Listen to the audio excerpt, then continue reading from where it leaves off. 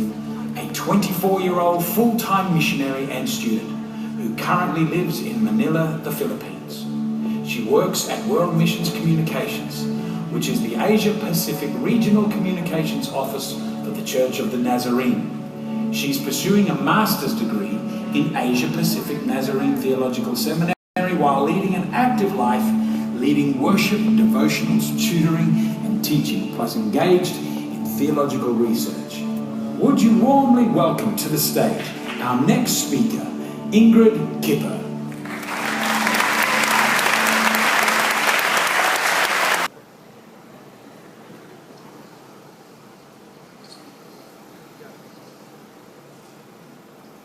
I can't hear anything. Hold up a sign. Can you hear that? Hold up a sign. Oh. Hold up a sign. Write something down.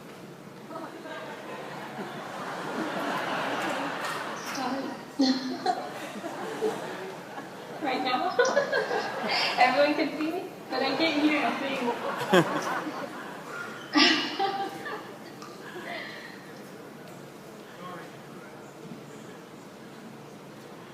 Okay.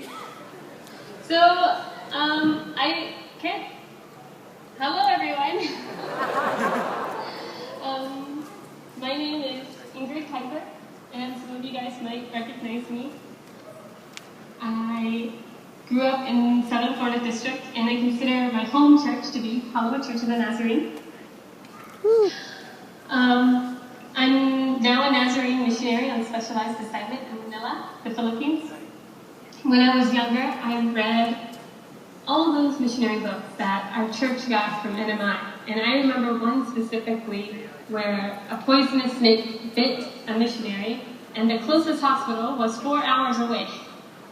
And of course the missionary survived by the grace of God, but I thought to myself, you know, God, I'm okay with not being a missionary. Like, I don't really want to do that. I don't want to go to the jungle and be afraid that the closest hospital is so far. And I don't want that. But I was caught, and I was caught kicking and screaming. I didn't want to go to the jungles of who knows where, with who knows what. I would sit in the Southern Florida NMI conventions, just like how you're sitting today, and I would sit in my seat listening to the missionaries speak about these grand adventures and places with disease and danger. And I thought, no. I know God is calling me to go, but no thank you. You know, I mean, it's me we're talking about. And if you know me personally, then you know what I'm talking about. And I remember at the end of one NMI convention, back in 2009 or 2010, it was the time where Nina Gunther came to Southern Florida. And she said, you know, if you feel that God is calling you into ministry, then come up to the front. And so I went up to the front only because she said, if you are called. I knew I was called, but I didn't say yes. I didn't mean I was saying yes.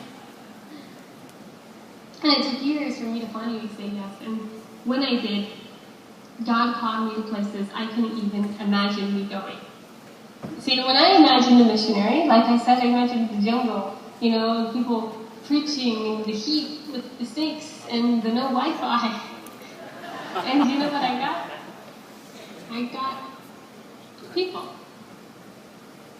Being a missionary today is different than being a missionary 30, 20, 10 years ago. There are few places now that we think of when we imagine what I would call the jungle missionary.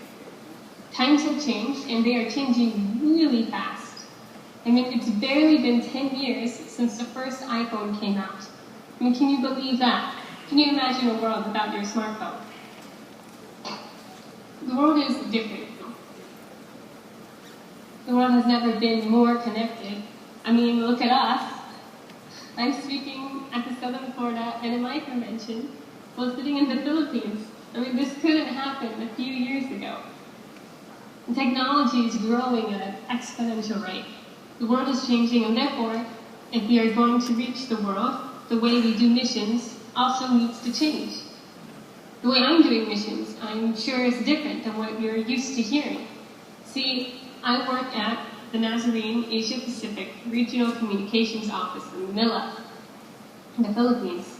The nickname for the office is World Mission Communications, or nickname for that, WMC for short.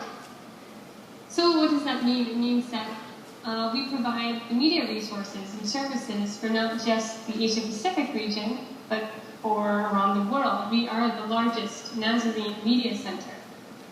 We produce videos, websites, graphics, radio, any form of media you can think of, our team spits out into gold. I mean, it's just a really awesome team. When I first came into the office, I knew nothing about media. As soon as I walked in, I wanted to walk back out. I was so intimidated by the immense talent and skills and creativity that the WMC team had. And what did I have? I had a few first place trophies in the arts from Team P and Team U. Oh my goodness, what was I doing? I had nothing to offer the team. But the team really took me under their wing. I guess they also didn't know what I was doing, so they just put me into everything. I have helped translate lots of material into Spanish.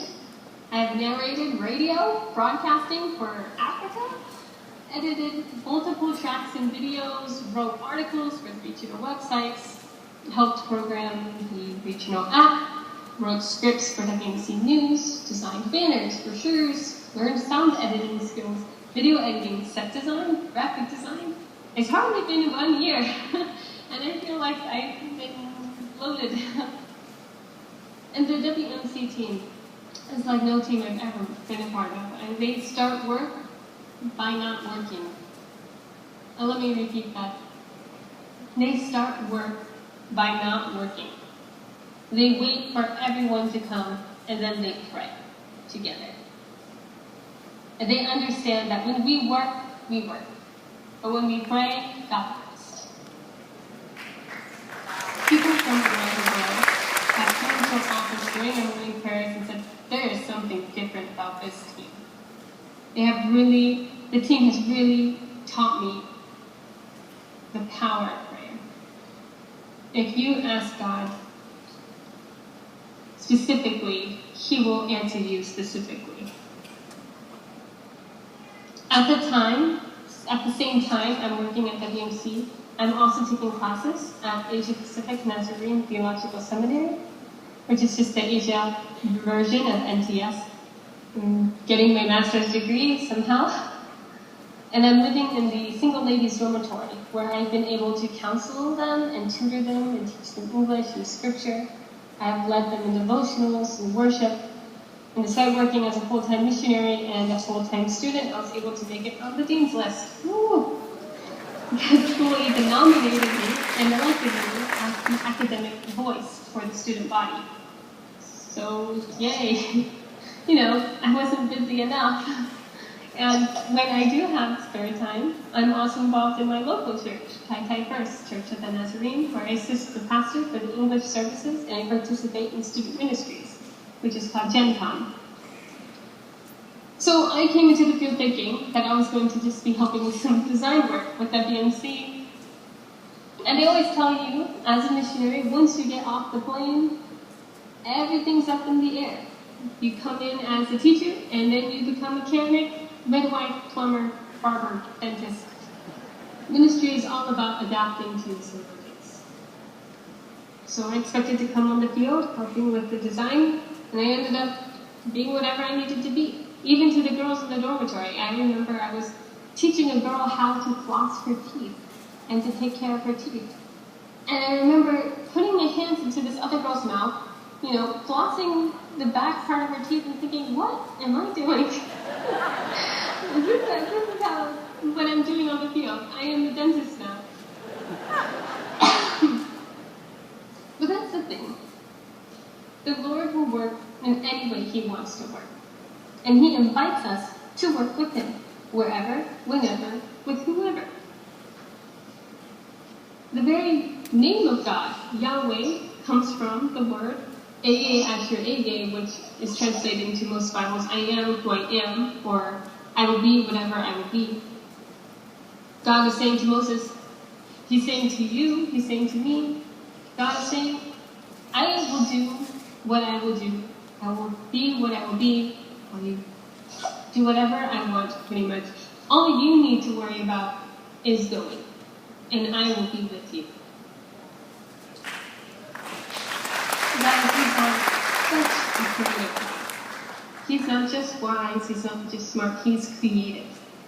And he invites us to be creative with him. The way he spoke to Moses was not the same way he spoke to Elijah. The way he interacted with Jacob was not the same way he interacted with Joseph. Generations come, generations go, ways change, old roads are rebuilt to be more effective and more efficient for the new generations. We live in a changing world. This is a fact. Just like a sailboat, we need to adapt to the shift of the wind, or we will capsize. It's going to be uncomfortable and scary, but you know this. You know that there's one thing that will never change, and that is our God. His love never fails. His grace is sufficient. He is enough. He is God with us. And as the world changes, we have that assurance that he doesn't.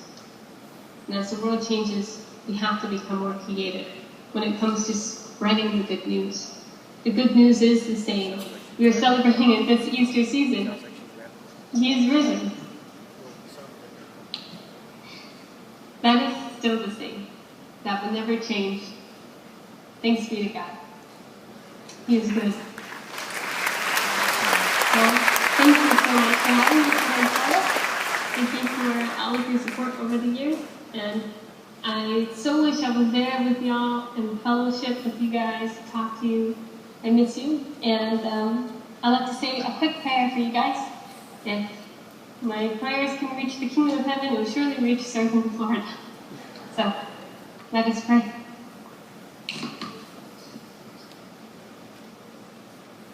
Father God, thank you so much for my home district.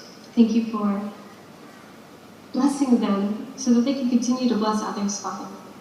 I pray that you be with them wherever they go, whether in Southern Florida or to the ends of the earth, or to the ends of their comfort zone. I pray that you'll give my district wisdom and love and compassion, that they would be willing to do whatever needs to be done, to whoever, however. Father God, we love you and we thank you that you never change, that your love remains, that Christ is still alive, and that you are still working. We love you, Father God, and I ask that you continue to bless the rest of this evening, the rest of this weekend, and that everybody will be impacted and be inspired, and that what they learned this weekend would stay with them for the rest of the week, rest of the month, rest of the year. Thank you. We love you. In your son's name, pray. Amen.